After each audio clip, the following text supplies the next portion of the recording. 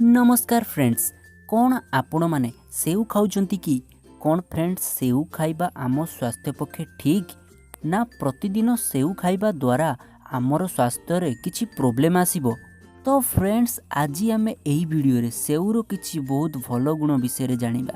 तो से सब जानिबा पई फ्रेंड्स आपन को किछि करिवार नाही, वीडियोटा को शेष पर्यंत देखंतु बस। फ्रेंड्स आपन को प्रतिदिन गोटे सेव माने एप्पल खाइबा को पड़िबो।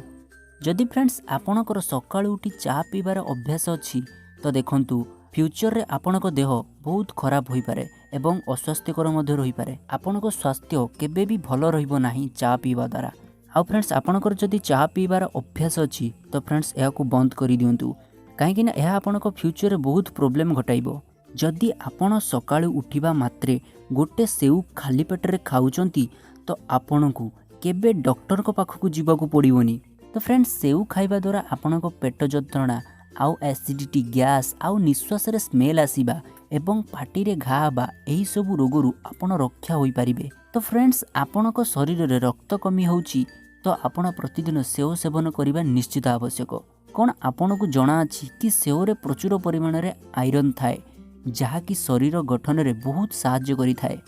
आउ मध्य फ्रेंड्स आपणकु मु गोटे कथा कहबाकू जाउची। फ्रेंड्स आपण जेबे बाजार रु सेव किणुचंती तो आपण रेड सेव ही किणंतु, कारण रेड सेव रे बेसी आयरन ही थाए।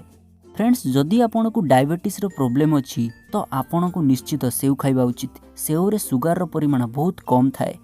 फ्रेंड्स आपणकर किंबा आपणक प्रियजनक मध्यरु कहार भी आईसाइट प्रॉब्लम अछि तो तांको प्रतिदिन सकाळु गोटे सेव निश्चित दियंतु, देखिबे एहारा परिणाम बहुत भल मिलिबो।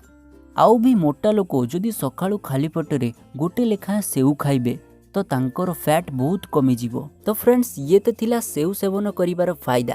आशा करूची वीडियोटी आपनको बहुत भल लागिथिबो, सेति तो चैनल सब्सक्राइब तो निश्चित करिवे। आ फ्रेंड्स आपनको कोनोसी भी टॉपिक ऊपर वीडियो दरकार तो हमको निश्चित कमेंट करि जणांतु। रहिली पुणी देखा आगामी एक वीडियो रे।